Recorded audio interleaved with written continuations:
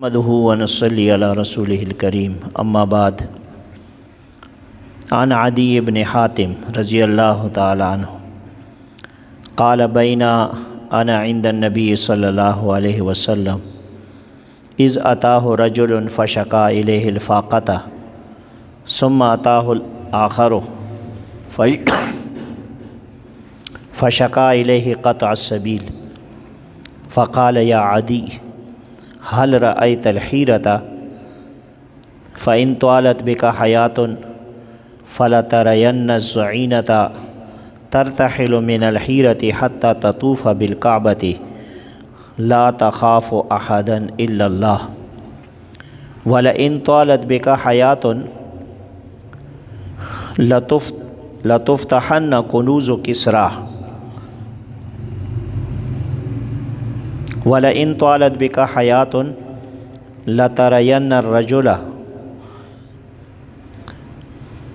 يَخْرُجُ مِلْءَ كَفِّهِ مِنْ ذَهَبٍ أَوْ فِضَّةٍ يُخْرِجُ مِلْءَ كَفِّهِ مِنْ ذَهَبٍ أَوْ فِضَّةٍ يطلب من يقبله فلا يجد أحدا يقبله منه إلى آخر الحدیث۔ یہ جو حدیث پڑھی گئی ہے اس میں نبی پاک صلی اللہ علیہ وسلم کی 3 پیشن گوئیاں ذکر کی گئی ہیں۔ نبی پاک صلی اللہ علیہ وسلم چونکہ اللہ کے نبی تھے اور اللہ کے نبی جتنے بھی ہیں ان کو اللہ تبارک و تعالیٰ کی طرف سے وحی کے ذریعے بہت ساری غیبی باتیں بتائی جاتی ہیں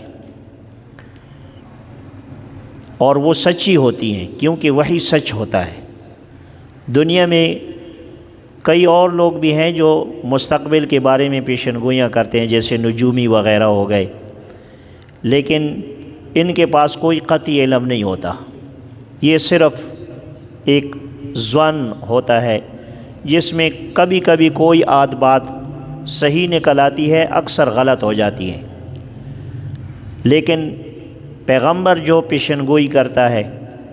وہ کبھی غلط نہیں ہو سکتی کیونکہ وہ وحی پر مبنی ہوتی ہے، اللہ کی طرف سے علم کے ذریعے بتائی گئی بات ہوتی ہے۔ اور ایک مسئلہ اور بھی ذہن میں رکھ لیں کہ بعض غلط عقیدے والے لوگ نبی علیہ السلام کو یا بعض اولیاء کرام کے لیے غیب کا علم ثابت کرتے ہیں کہ نبی علیہ السلام کو غیب کا علم تھا یا اولیاء اللہ کو غیب کا علم ہوتا ہے۔ غیب کا علم یہ اللہ کا خاصہ ہے۔ عالم الغیب والشہادہ قرآن میں لا یعلم الغیب الا اللہ، اور خود قرآن میں پیغمبروں کے ذریعے سے بتایا گیا ہے کہ ولا اعلم الغیب، میں غیب نہیں جانتا، ہاں غیب کی خبریں جو اللہ کی طرف سے انہیں بتائی جاتی ہیں وہ انہیں معلوم ہوتی ہیں۔ اور ہر پیغمبر کا جو علم ہوتا ہے وہ امتی سے زیادہ ہوتا ہے، اور ہمارے نبی پاک صلی اللہ علیہ وسلم کو سب سے زیادہ علم عطا کیا گیا۔ لیکن اس کے باوجود یہ عقیدہ رکھنا کہ اس کو ما کان و ما یکون سب کچھ ذرے ذرے کا علم تھا، یہ قرآن و سنت کے اور اجماع امت کے جو اہل سنت والجماعت کا اتفاقی عقیدہ ہے اس کے خلاف بات ہے۔ تو بہرحال غیب کا علم یعنی کلی طور پر بلا کسی واسطے اور ذریعے کے یہ صرف اللہ کے پاس ہے بس۔ ہاں اللہ پھر اپنے پیغمبروں کو بھی غیب میں سے کچھ باتیں بتا دیتا ہے، اور اسی طرح امتیوں میں سے بعض کو کشف یا الہام کے ذریعے کچھ غیب کی باتیں بتائی جاتی ہیں،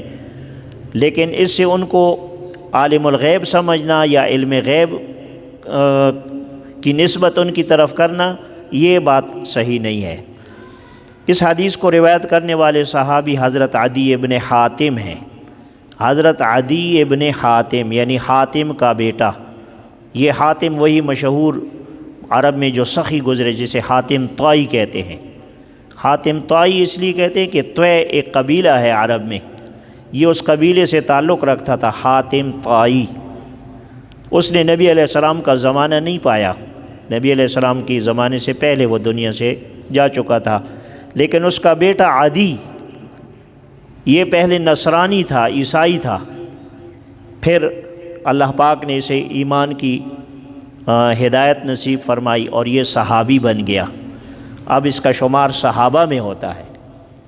اور کئی احادیث ان سے روایت کی گئی ہیں۔ تو اس حدیث کو بھی روایت کرنے والے یہی صحابی ہیں، حضرت عدی ابن حاتم۔ یہ فرماتے ہیں قال بینا انا عند النبی صلی اللہ علیہ وسلم، کہ ہم لوگ ایک مرتبہ نبی علیہ السلام کے پاس بیٹھے ہوئے تھے، جیسے عام طور پر صحابہ نبی علیہ السلام کی مجلس میں بیٹھا کرتے تھے۔ اذ اتاہ رجل، کہ اتنے میں ایک آدمی آیا، فشکا الیہ الفاقۃ، اس آدمی نے نبی علیہ السلام کے سامنے فاقہ کی شکایت کی کہ کئی دنوں سے کچھ کھانے کو نہیں مل رہا، بھوکا ہوں، شکایت کی۔ عام طور پر صحابہ فقر و فاقہ کی زندگی گزارا کرتے تھے، کچھ صحابہ مالدار بھی تھے لیکن بہت کم۔ تو اس شخص نے، یہاں وضاحت نہیں ہے کہ وہ شخص کون تھا، جو بھی تھا لیکن ایک شخص آیا اور اس نے فاقے کی شکایت کی۔ مطلب یہ تھا کہ نبی علیہ الصلوۃ والسلام سے دعا کرانا چاہتا ہوگا کہ آپ ہمارے لیے دعا کریں کہ اللہ پاک ہمیں کشادگی دے۔ ثم اتاہ الآخر، پھر ایک دوسرا آدمی آیا، فشکا الیہ قطع السبیل، اس نے نبی علیہ السلام کے سامنے یہ شکایت کی کہ ہم بعض علاقوں سے جب گزرتے ہیں تو وہاں کچھ ڈاکو ہوتے ہیں، وہ لوٹ لیتے ہیں، کچھ ڈاکوؤں کی شکایت کی۔ قبائل تھے مختلف، تو ان میں سب تو مسلمان نہیں تھے، کافر بھی تھے، تو ان میں ڈاکہ ڈالنے کی زمانے قدیم سے رواج ان میں چلا آ رہا تھا۔ تو اس شخص نے راہزنی کی شکایت کی کہ ہمیں راستے میں لوٹ لیا جاتا ہے۔ فقال یا عدی، اس مجلس میں چونکہ حضرت عدی رضی اللہ تعالیٰ عنہ بیٹھے ہوئے تھے، اب نبی علیہ السلام کو بذریعہ وحی یہ علم ہو چکا تھا، کیوں وحی تو ایک خفیہ پیغام ہوتا ہے، فوراً دل میں آ جاتا ہے، نبی علیہ السلام دل میں ڈال دیتے۔ ایک عام آدمی کے دل میں کوئی بات آ جائے اسے الہام کہتے، لیکن عام آدمی کا الہام اللہ کی طرف سے بھی ہو سکتا ہے اور غلط بھی ہو سکتا ہے، شیطان کی طرف سے، شیطان بھی دل میں باتیں ڈالتا ہے، لیکن پیغمبر کے دل میں جو بات آتی ہے اللہ کی طرف سے، اسے 100% یقین ہوتا ہے کہ یہ اللہ کی طرف سے ہے، اسی لیے وہ وحی کا درجہ رکھتی ہے۔ تو چونکہ نبی علیہ السلام کو فوراً بذریعہ وحی یہ الہام ہو گیا تھا کہ اب میں جو پیشن گوئی کروں گا تو یہ عدی، اس کو اللہ پاک اتنی عمر دیں گے کہ وہ زمانہ یہ دیکھے گا، تو اسی لیے نبی علیہ السلام نے عدی سے مخاطب ہو کر کہا کہ اے عدی، حل رأیت الحیرۃ، کیا تو نے حیرہ مقام دیکھا ہے؟ حیرہ یہ ایک علاقے کا نام ہے، کوفہ کے قریب پرانے ایک قدیم شہر تھا، حیرہ اسے کہتے تھے۔ تو اب حالانکہ اس زمانے میں ابھی کوفہ وغیرہ وہ سب غیر مسلم علاقے تھے، ایرانیوں کے قبضے میں تھے، جو آتش پرست تھے، مجوس، وہ آگ کی پرستش کرنے والے۔ تو نبی علیہ السلام نے حضرت عدی سے پوچھا کہ تو نے حیرہ مقام دیکھا ہے؟ اور پھر فرمایا پیشن گوئی کے طور پر کہ فَإِن طَالَتْ بِكَ حَيَاتٌ، اگر تیری زندگی طویل ہوئی، احتمال کے درجے میں بتایا، کیونکہ یقینی غیب کا علم تو اللہ کے پاس ہوتا ہے، لیکن احتمال تھا کہ اللہ پاک اس کو عمر دے گا، تو اگر تو نے اتنی عمر پائی تو پھر تو ضرور دیکھے گا۔ کیا دیکھے گا؟ آگے اس کی وجہ تفصیل بیان فرمائی۔ فَإِن طَالَتْ بِكَ حَيَاتٌ، اگر تیری زندگی طویل ہوئی، فَلَتَرَيَنَّ الزَّعِينَةَ، تو ضرور دیکھے گا۔ بڑے یقین سے نبی علیہ السلام نے فرمایا، صرف شرط یہ ہے کہ اگر تیری زندگی لمبی ہوئی تو ضرور دیکھے گا ایک عورت کو جو سوار ہوگی کسی سواری پر، جیسے اونٹ وغیرہ پر، ترتحل من الحیرۃ، وہ حیرہ مقام سے سفر شروع کرے گی، حتی تطوف بالکعبۃ، یہاں تک کہ وہ کعبہ کا طواف کرے گی، لا تخاف احدا الا اللہ، اور اسے پورے راستے میں سوائے اللہ کے اسے کسی چیز کا خوف نہیں ہوگا۔ یعنی اتنا امن والا زمانہ آئے گا کہ ایک علیحدہ عورت، حالانکہ عورت کی ذات تو بہت کمزور ہوتی ہے اور کوئی بھی شخص اس کی عزت ناموس پر حملہ کر سکتا ہے، لیکن نبی علیہ السلام نے پورے یقین سے فرمایا کہ ایسا زمانہ آئے گا، اگر تو نے عمر پائی تو تو خود دیکھے گا کہ ایک عورت اکیلے ہیرا سے، یہ جو کوفہ کے قریب ہے، وہاں سے سوار ہو کر مکہ آئے گی، طواف کرے گی، اور پورے راستے میں اتنا امن ہوگا کہ اسے کسی کا خوف ہی نہیں ہوگا، بالکل مطمئن ہوگی، سوائے اللہ کے اور کسی کا خوف اسے نہیں ہوگا۔ یہ ایک پیشن گوئی یہ فرمائی، اور دوسری پیشن گوئی یہ فرمائی، یہ گویا اس شخص کو جواب دیا کہ جو راستے میں رہزنی کی شکایت کر رہا تھا، تو نبی علیہ السلام نے فرمایا کہ آزمائشیں آتی ہیں، ابھی آزمائش کا دور ہے، ایک وقت ایسا آئے گا کہ ایسا امن ہوگا کہ ایک اکیلی عورت بھی اتنی دور دراز سے سفر کر کے آئے گی اور اسے کسی کا کوئی خوف نہیں ہوگا، بالکل امن کے ساتھ ہوگی۔ اور دوسری بات بیان فرمائی، وَلَئِن طَالَتْ بِكَ حَيَاتٌ، عدی سے ہی مخاطب ہو کر فرمایا کہ عدی، اگر تیری زندگی نے طول اختیار کیا، اگر تیری زندگی طویل ہوئی تو لَتُفْتَحَنَّ کنوز کسریٰ، تو البتہ ضرور فتح کیے جائیں گے کسریٰ کے خزانے۔ کسریٰ ایران کے بادشاہ کو اس وقت کہا جاتا تھا، بہت بڑی سلطنت تھی اس وقت۔ دنیا میں دو ہی بڑی سلطنتیں تھیں، ایک سلطنت روم جس کے بادشاہ کو قیصر کہا جاتا تھا، اور دوسری سلطنت فارس جس کے بادشاہ کو کسریٰ کہا جاتا تھا۔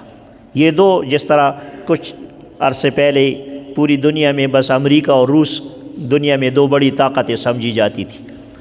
تو اس زمانے میں یہ گویا کہ پوری دنیا پر ان دونوں قوموں کا غلبہ تھا، ہر لحاظ سے، فوجی لحاظ سے بھی اور معیشت کے اعتبار سے بھی، ہر لحاظ سے یہ دنیا پر غالب دو قومیں تھیں۔ تو اس حدیث میں نبی علیہ السلام نے کسریٰ کے خزانوں کے فتح ہونے کی پیشن گوئی فرمائی کہ ضرور فتح ہوں گے کسریٰ کے خزانے۔ اور تیسری پیشن گوئی یہ فرمائی، وَلَئِن طَالَتْ بِكَ حَيَاتٌ، اگر تیری زندگی طویل ہوئی، لَتَرَيَنَّ الرَّجُلَ يُخْرِجُ مِلْءَ كَفِّهِ مِنْ ذَهَبٍ أَوْ فِضَّةٍ، تو فرمایا کہ تو ضرور دیکھے گا کہ ایک آدمی مٹھی بھر سونا یا چاندی لے کر نکلے گا اس کو خرچ کرنے کے لیے، کسی مستحق کو دینے کے لیے کہ کوئی اس کا ضرورت مند ہو، حاجت مند ہو، کیونکہ پہلے زمانے میں سونے اور چاندی کی اشرفیاں اور دینار درہم ہوتے تھے، دینار اور تو گویا کہ یہ روپے پیسے ہوتے تھے اس زمانے میں، تو مٹھی بھر کر وہ سونا یا چاندی یعنی دینار یا درہم لے کر نکلے گا، یطلب من یقبلہ، وہ اس تلاش میں ہوگا کہ کوئی خدا کا بندہ حاجت مند ضرورت مند ہو جو یہ قبول کر لے لے مجھ سے، یہ دینے کے لیے نکلے گا، کوئی لینے والا نہیں ہوگا، یہ تلاش کرے گا کہ کون ایسا خدا کا بندہ ہوگا ضرورت مند جو مجھ سے یہ لے لے، لیکن فرماتے ہیں فلا یجد احدا یقبلہ منہ، وہ کوئی ایک آدمی ایسا نہیں پائے گا کہ جو اس سے یہ سونے چاندی اشرفی قبول کرے، کیونکہ ہر آدمی اپنی جگہ پر خوش ہوگا، چاہے تھوڑی ہے بہت ہے، وہ اپنے آپ کو ضرورت مند سمجھے گا ہی نہیں، وہ کہے میری ضرورتیں پوری ہو رہی ہیں، میں غنی ہوں، میں محتاج نہیں ہوں، فقیر نہیں ہوں، مسکین نہیں ہوں، حاجت مند نہیں ہوں، تو وہ نہیں قبول کرے گا۔ تو ایسا دور آئے گا کہ ایسی یعنی کشادگی ہوگی، ایسی خوشحالی ہوگی کہ ایک آدمی خود جا کر روپے پیسے سونا چاندی لے کر نکلے گا، تلاش کرے گا کہ کوئی لینے والا ملے، اسے کوئی لینے والا نہیں ملے گا۔ یہ تین پیشن گوئیاں نبی علیہ السلام نے فرمائیں۔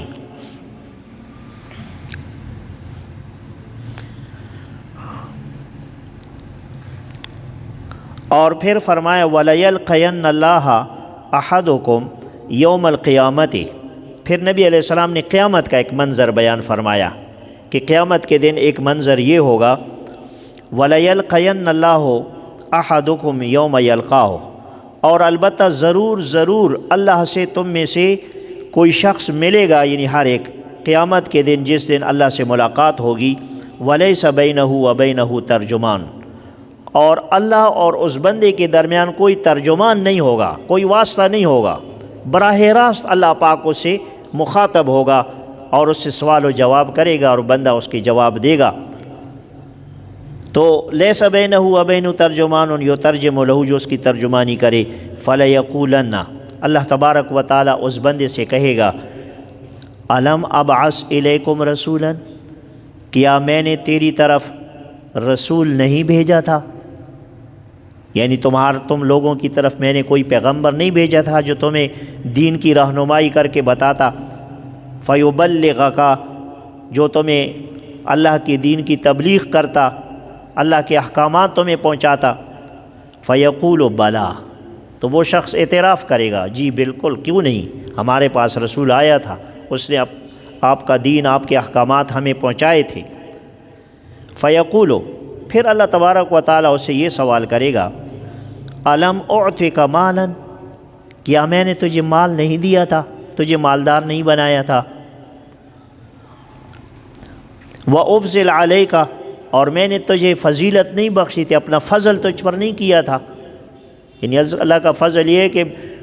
تمہاری محنت کا کوئی اس میں دخل ہی نہ ہو اور میں نے تجھے بہت سارے مال دولت اور نعمتیں دی ہوں، تو کیا ایسا نہیں کیا میں نے؟ فیقول بلا، تو وہ کہے بالکل ایسا کیا، وہ اعتراف کرے گا۔ فینظر عن یمینہ، اب چونکہ وہ بندہ ہوگا گناہ گار اور اللہ کی نعمتیں اور اتمام حجت اس پر پوری ہے کہ اللہ کا پیغمبر بھی تمہارے پاس آیا، اللہ کا دین بھی تمہیں پاس پہنچایا گیا،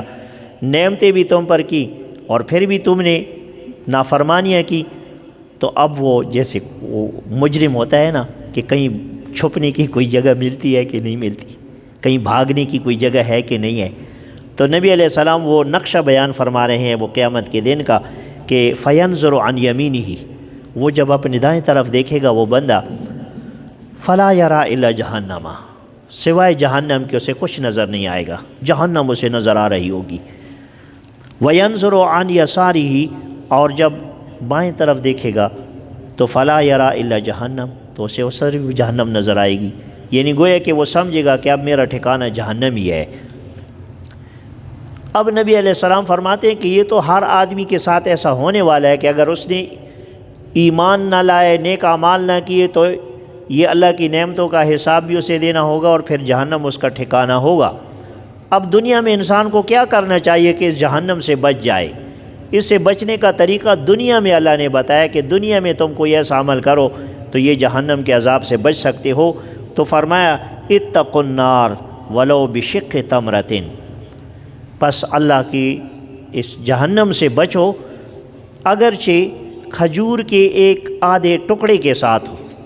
اس میں اشارہ ہے کہ مطلب ہے اور کوئی تمہارے پاس صدقہ کرنے کی، نیکی کرنے کی نہیں ہے، کسی ضرورت مند کو ایک کھجور کا آدھا ٹکڑا دے دو اخلاص کے ساتھ، تو یہ بھی تمہاری جہنم سے بچنے کا ذریعہ بن سکتا ہے۔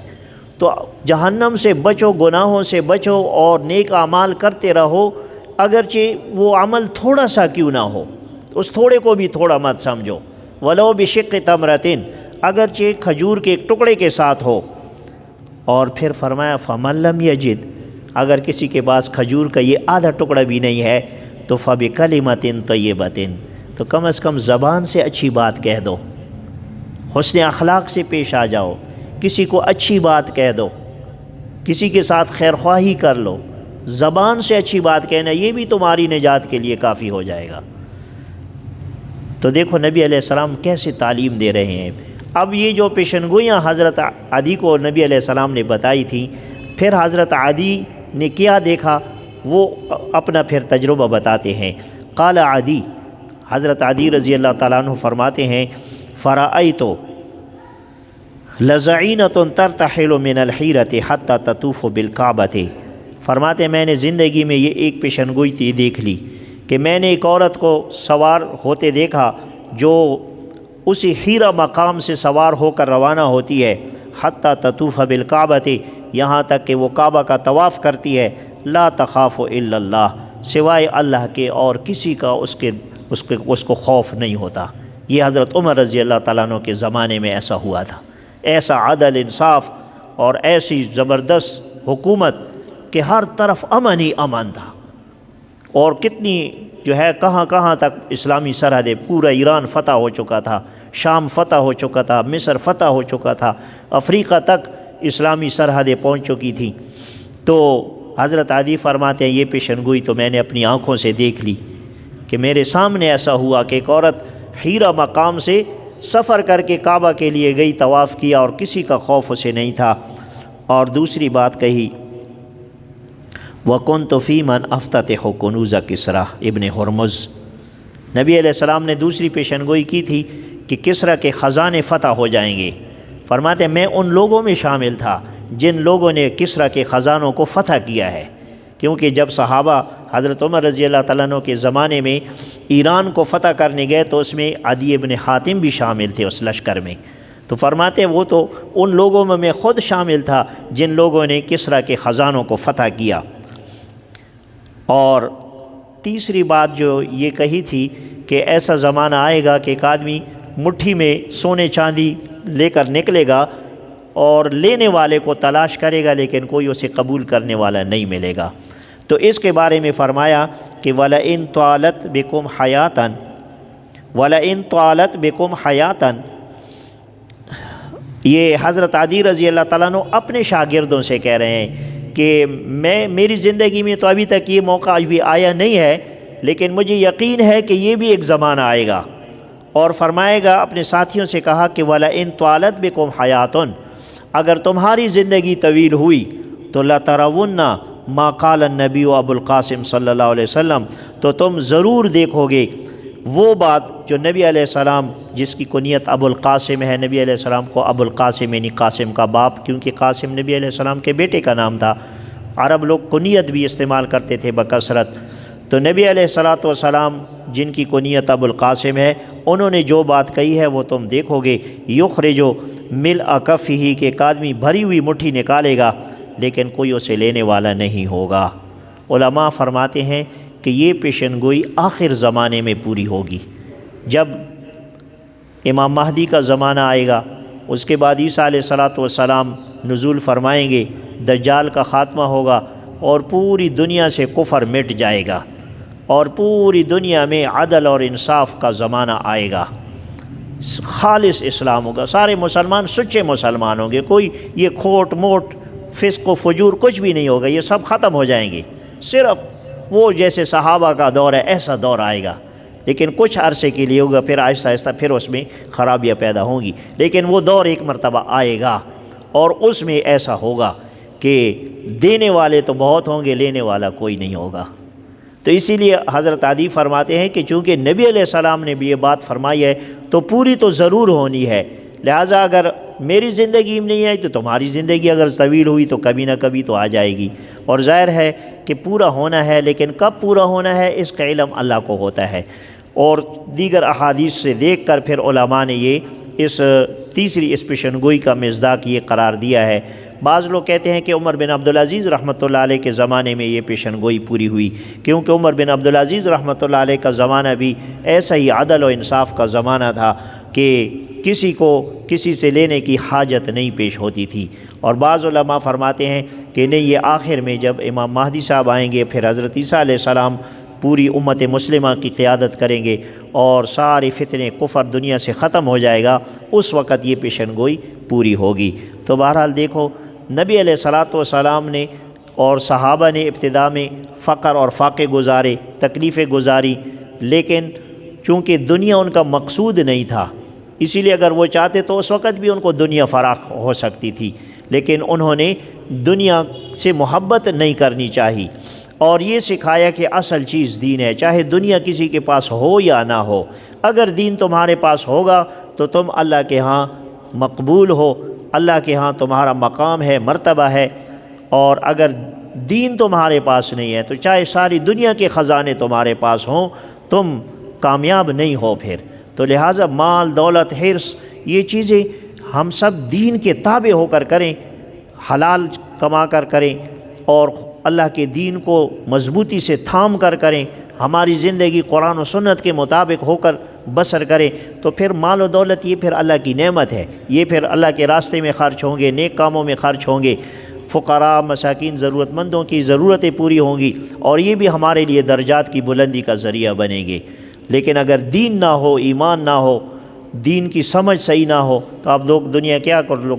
فرائض واجبات کی تمیز نہیں ہے اور حرام کی تمیز نہیں ہے، بس صرف مال کمانا ہی مقصد ہے، تو یہ دھوکہ ہے شیطان کا۔ اللہ تبارک و تعالی ہم اور آپ سب کو نبی پاک صلی اللہ علیہ وسلم کی مبارک تعلیمات پر عمل پیرا ہونے کی توفیق عطا فرمائے اور ہماری اور آپ سب کی زندگی قرآن و سنت کے مطابق بنا دے۔ وآخر دعوانا الحمدللہ۔